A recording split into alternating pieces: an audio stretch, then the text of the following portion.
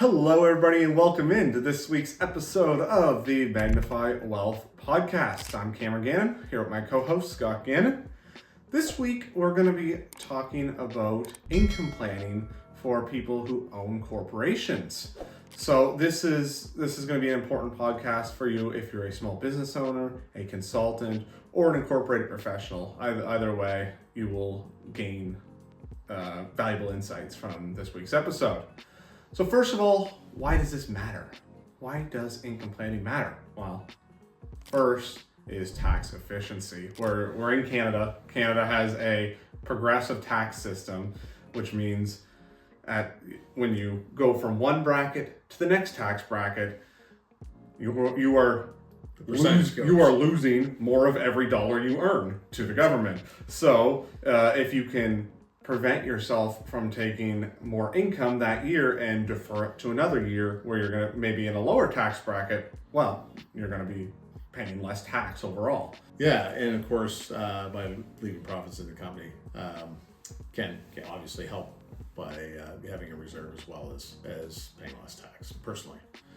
Now, the other thing is cash flow management. So it's not, like planning income is not just about taxes. It's about ensuring that you have enough cash to cover your personal expenses, as well as a good reserve to look after your business expenses as well, and other unforeseen costs. The idea here is, and the way we promote it is, we want to leave as much profits inside your company as possible, but not affect your lifestyle personally. So just minimize the income that you claim personally. And finally, it's important for building long-term wealth because you can retain profits within your corporation and leverage that for growth, whether in your business through real estate or other methods. Like in our case, we talk about infinite banking that can be done within a corporation. And what I'm not really jumping into right now, but is important to consider as well, is when I say a corporation, I mean your corporate structure. It may not be the exact same corporation, but that would be something to talk to your wealth coach, your accountant, and your lawyers about. So we're going to jump into now how to plan and how to optimize your income. Do you want to kick things off here? Yeah, so when you take an income personally, there's several tax benefits that you can have, depending on whether you own your own car, you have the corporation own it. If you own it, you can charge mileage for business use. So there's lots of things there. Actually, let me preface this with anything we're talking about here with tax and how you take your income. Consult your tax professional. We are not tax pros, but we happen to know a fair bit about this because, well, I've been living it myself for 22 years since I've been allowed to do corporate. So basically, there's two types of income you can receive, and that's salary and dividends, or salary or dividends, or either or both. And that's a planning technique that accountants will use to allow you to, number one, defer tax or leave money in the company, as well as maximize or optimize, I should say, the way you receive your income from a tax perspective. The next thing you can do is retain earnings within your company strategically that obviously will save tax personally, meaning you only pay the corporate tax on it, and then you can use those retained earnings to reinvest back in your business or to do other financial strategies such as infinite banking within your corp. Yeah, so the big thing that's really surprising to some people is, think of this in terms of if you had a couple $100,000 of income and you were saving, say, 20%, so you're saving $40,000 a year, and so you're paying the tax on that and taking it personally and investing it. Well, in that tax bracket, you're right around 50%. So if that was a salary, you'd be at 50%. That money would actually be at about 48% in dividends as well. So the difference between paying, if you're in the first $500,000 of corporate profits, in Nova Scotia, that's 11.5%. Across the country, just call it 12%. You're dealing with what we call 88-cent dollars. So you pay 12%, you got 88 cents to invest. Whereas personally, you got you got to make, you got to make 40 to invest 20 because of the 50% tax bracket. Well, that difference is over 70% difference in the amount of tax you pay on the amount or the money you invest. And finally, when you create this plan or series of plans, you want to make sure your personal and your corporate goals are aligned, because remember, your corporation is simply a tool for you to help achieve your own personal financial freedom. It's yes, legally it's its own entity, but we're not hoping your corporation can go take a trip down to Mexico whenever they want in the future. So Yeah. make sure that whatever you're doing in your corporate and your personal planning is in alignment with each other. Yeah, exactly. In line with your personal goals, which could be around many things like retirement or current lifestyle, helping your children, whatever. Or intergenerational wealth transfer too. Yeah, 100%.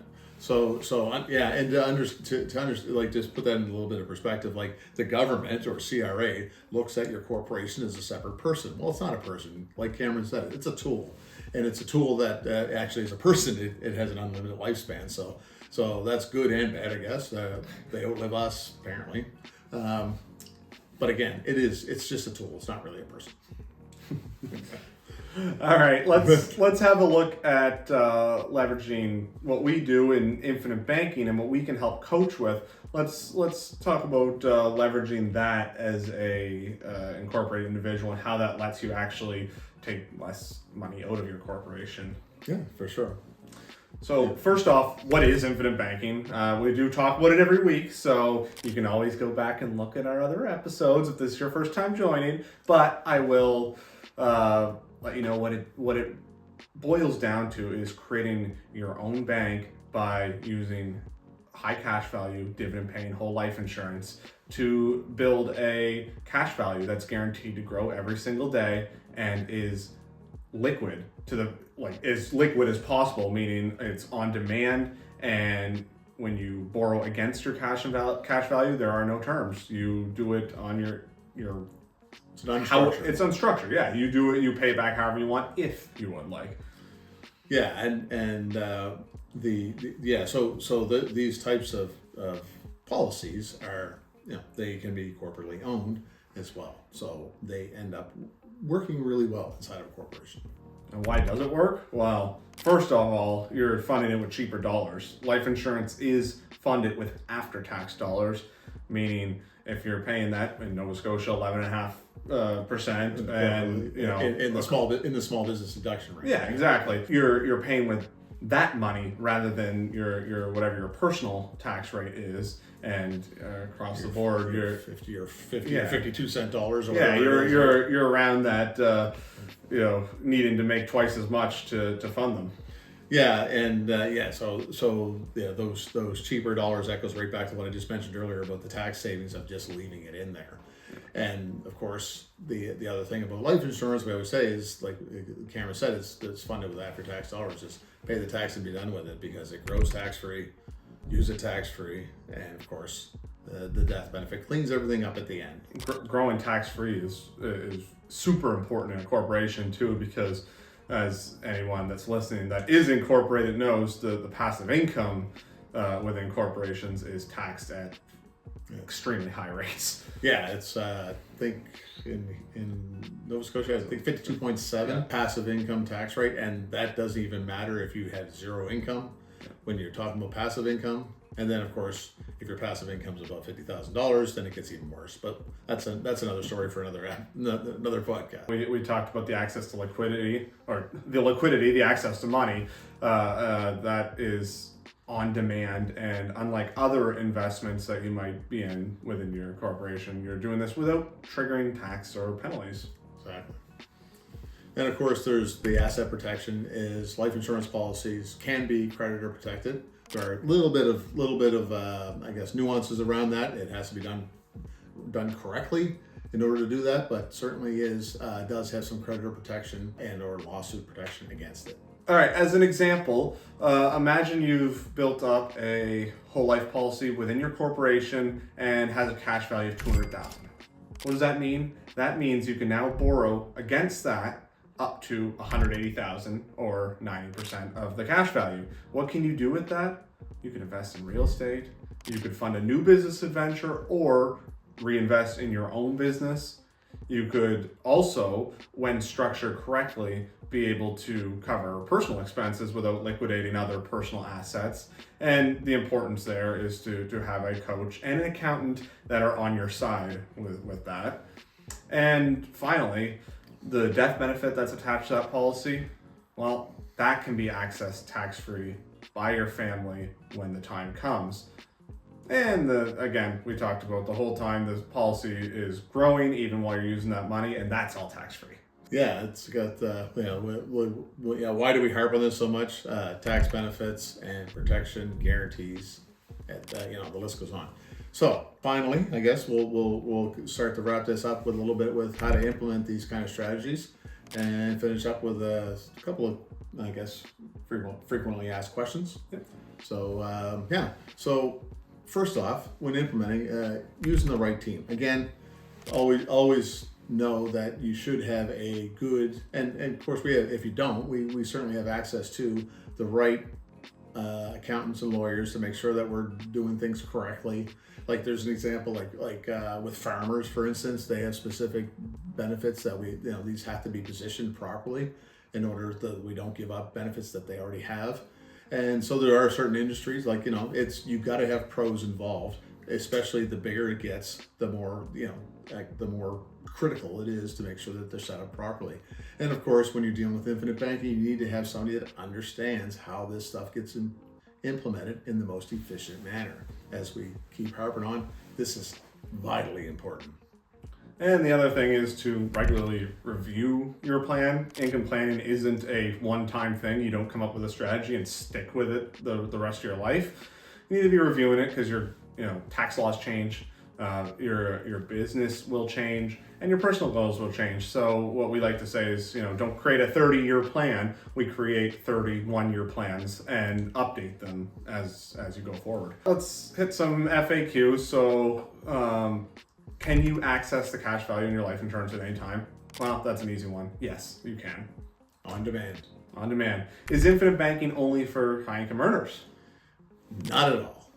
Infinite banking for anyone with that has usable, that's saving money, really. If you have free cash flow, when I say free cash flow, that means all your bills are paid. So if you're saving money or want to save money or need to learn how to save money, or have savings. Or have savings, that's right.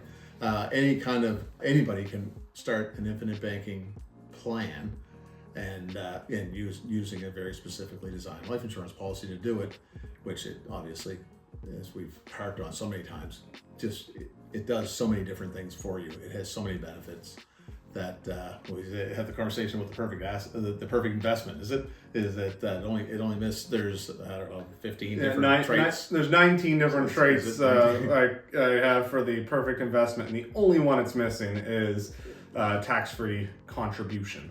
Yeah, so in other words, tax deductible deposits, and that's the only one, but you don't want it because it's like I said before, pay the tax and be done with it. Yeah.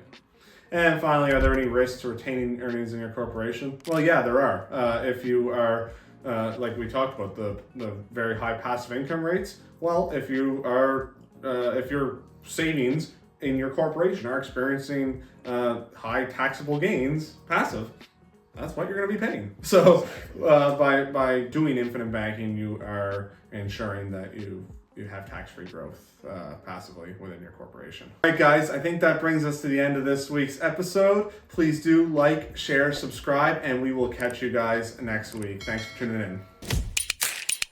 Thanks for tuning in to the Magnify Wealth Podcast with Scott Gannon. Remember to subscribe on YouTube or your favorite podcast platform for more insights on the infinite banking concept. Until next time, remember, immediate action is the most efficient way to achieve your goals.